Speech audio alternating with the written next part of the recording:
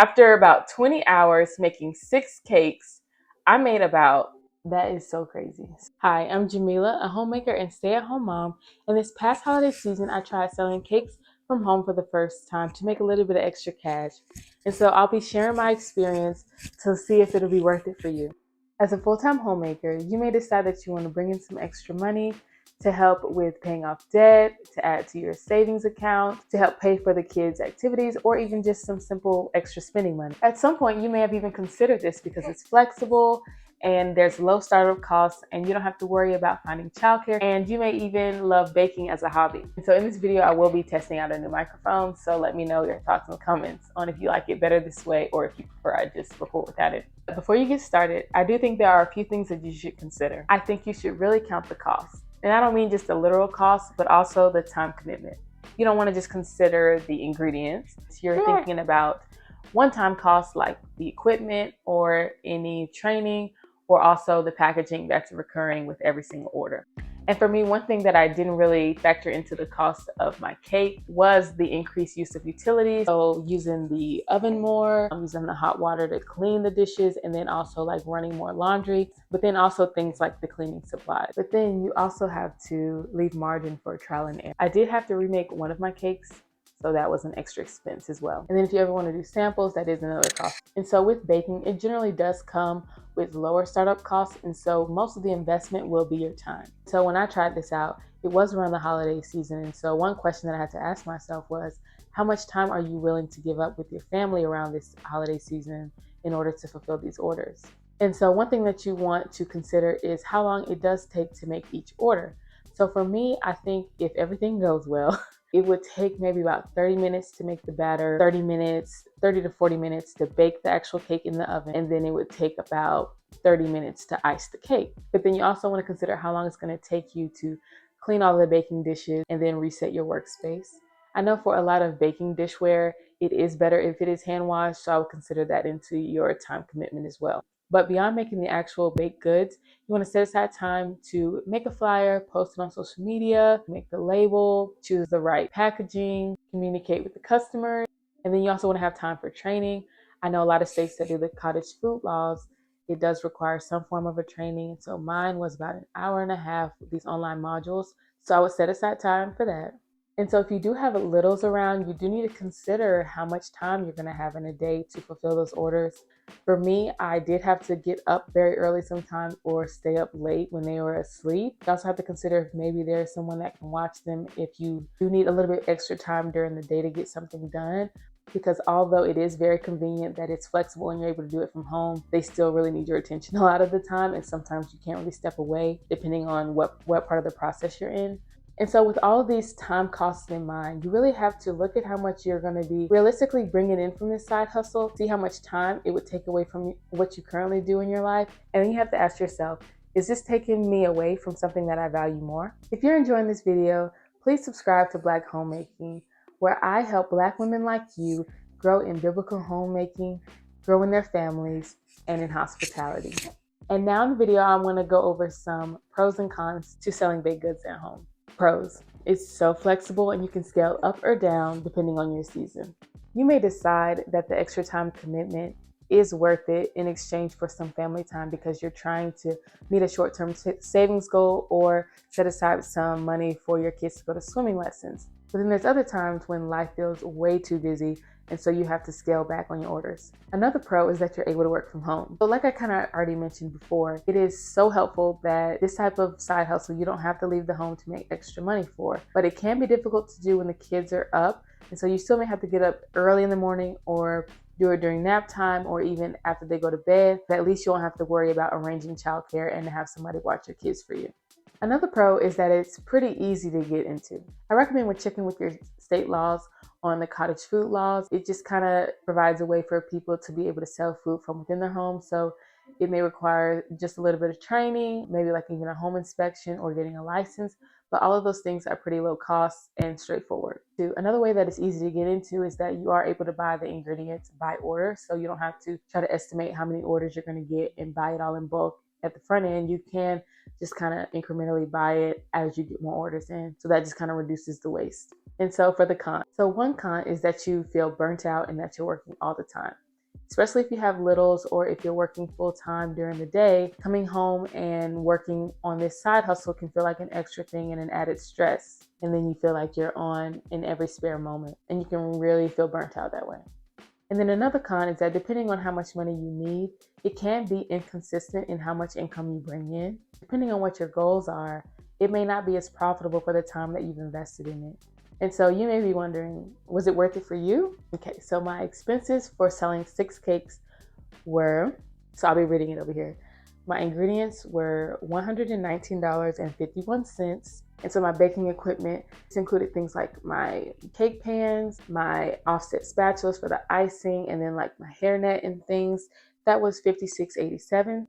Training was $14.95. Packaging came up to $15.58, and admin came to $3.77. And that just came from buying like some business related Excel sheets from Etsy. So my expenses came to $210.68. So I tested this out around the Christmas holiday, and I had a total of 6 orders for $50. So that means that I made $300, but with my expenses being $210, so then that came out with a profit of $89.32. Let me do some quick math here. So I would say that each cake took me about 2 hours to make. So that includes baking the cake and then cleaning up. And then my training was about an hour and a half. So to get this all started, I had to make a cake so I could take pictures of the cake. And so that photo shoot and making that cake probably totaled me to about 3 hours.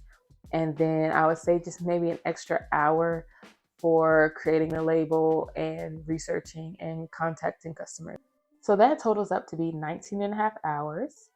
So after 19 and a half hours of making 6 cakes, I made a grand total of $89.32, which totals to about $4.58 an hour. So was it worth it? Not really. I felt like I had to give up time with my family and friends, and that it just added this extra stress onto Christmas week. Like that's almost 20 hours surrounding Christmas with little kids, and yeah, that's not much money. $4.50 an hour. But I have to keep in mind that I did have to cover the startup costs of getting the proper equipment the first time. So I definitely wouldn't have to like recoup all of those expenses the next time. So it would be more of a profit that I would experience. So that's something to consider. I am holding my daughter. She's taking a nap. So if you see me rocking, that's why. And I just want to take a moment to say thank you so much to everyone who supported me by ordering a cake and those that encouraged me to even try this out in the first place. Everyone's positive feedback really just meant the world to me. And although this may have not been as profitable as I expected it to be, I am just so thankful, and I just see it as a joy that I was able to provide my loved ones and friends with the delicious cake around the holidays. So that was a huge plus for me. And so thank you guys so much. Would I do it again? I think I would. I think I would do things a little bit differently. I think I would try to space out the orders. I think with doing it all around, especially Christmas holiday, was a bit much for me. Possibly try to test out my recipe a little bit more. But I would definitely do this again at some point. Definitely to help meet a short-term savings goal or just to increase our quality of life. But I don't think I would try to do this as like a consistent way of bringing in extra income. So who do I think it would be worth it for? I think it would be worth it if you have extra support. If you have little kids that they can periodically watch your kids during the day, in case you ever have like an influx of orders, so that you'll be able to get it done during the day without having to always put it in the margins and feel burnt out. I think it'd be worth it if you have a measurable short-term goal that you're trying to meet. But I think just in general, it'd be worth it if you see baking as a hobby, because even if you are doing it in the margins because you love it, it'll feel like something you enjoy doing. I would say that it's maybe not worth it if you really don't have a lot of time to put into it. I think it depends a lot on what you make and if it can be like batched at one time. But for me, each cake would take me about 2 hours. And so if you don't really have time for that, this may not be something for you right now. But also if you need like a large sum of money, like thousands of dollars very quickly, I would say this probably isn't a good choice for you, because baked goods generally family aren't that expensive. And if you were to make that much money, you would have to do a lot of baking in a very small kitchen. And it's just not the same as like a commercial kitchen. But if you do feel like it's worth it after hearing all of this, I do have a few tips for you. The first thing is to make sure that you price your products well. When I recently made this cake for a church gathering, I had one of the ladies come up to me and just really encourage me, like, you should really sell this cake. And she told me that her mom used to sell it for $50, and $50 sounded so high. But then I looked at how much the ingredients cost, and then I looked at how much time it would take, and I was like thinking like 50 is like the absolute lowest I would do. And so since I was a beginner, I did do $50, but I wasn't even worried about how many orders I would get with that $50 price tag. And yes, there may be somebody who can't afford your cake, and that's okay, but everybody ain't broke. My husband asked me, would you be able to buy a $50 cake? No, that's why I'm making the cakes. No, literally, like, so if somebody wasn't able to afford my $50 cake, that's okay too. But I just knew for myself in the current life stage I'm in, like $50 would be the bare minimum that I would be able to sell it for and feel like it was worth it for my time. Because as a stay-at-home mom and homemaker, your time is so valuable. We do a lot of things manually. We cook for our families, we clean, we take care of kids all on our own. And so your time is so valuable. So do not discount that when you're coming up with the price. If people can't afford it, that's okay. But somebody, I promise you, somebody is able to afford it and they want to support you. So it'll feel more worthwhile when you are setting a price that you feel makes up for the time that you're having to give up in other areas. And don't worry about what other people think. You're only responsible for you and your family.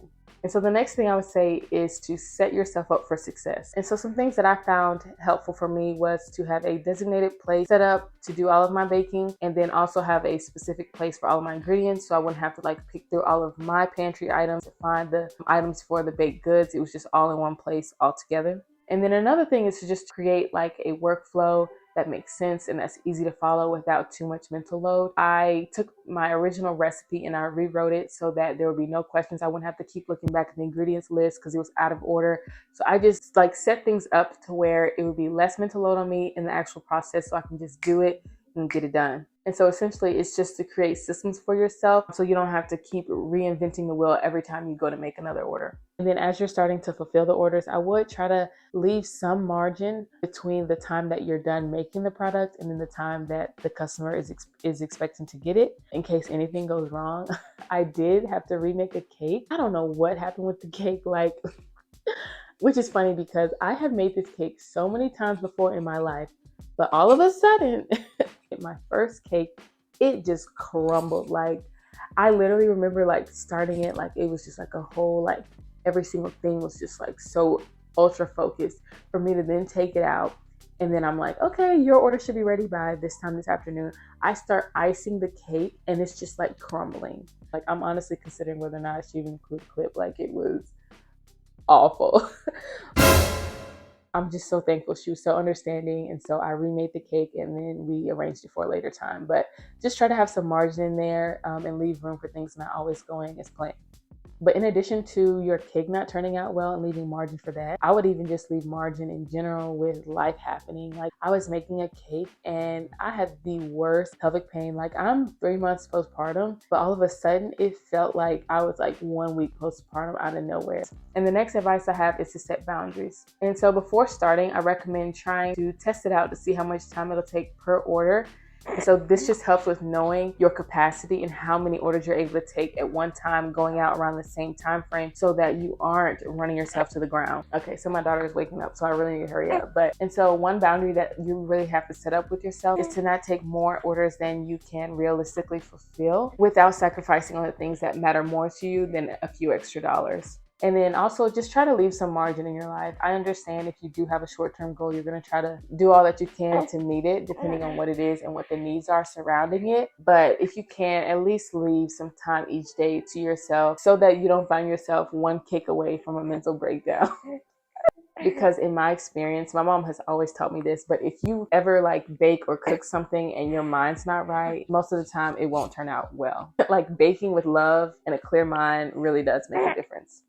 And so the last piece of advice is to keep track of everything. And one reason is to obviously keep track of it for like tax purposes and all that. But then you also want to keep track so that you know whether or not this is something that's worth it for you, if you need to adjust your prices, or if maybe you need to consider doing things differently in the future. It kind of just gives you something to reflect on to see how you're doing. Because yeah, 6 cakes, $50. It seems like I made $300, but after looking at all the expenses and then the time put into it, it's not so straightforward. So is baking cakes from home a worthwhile side hustle for a stay-at-home mom?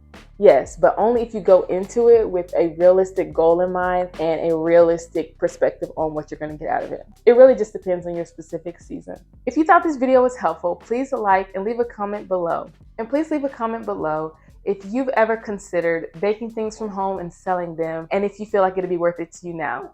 Stay blessed.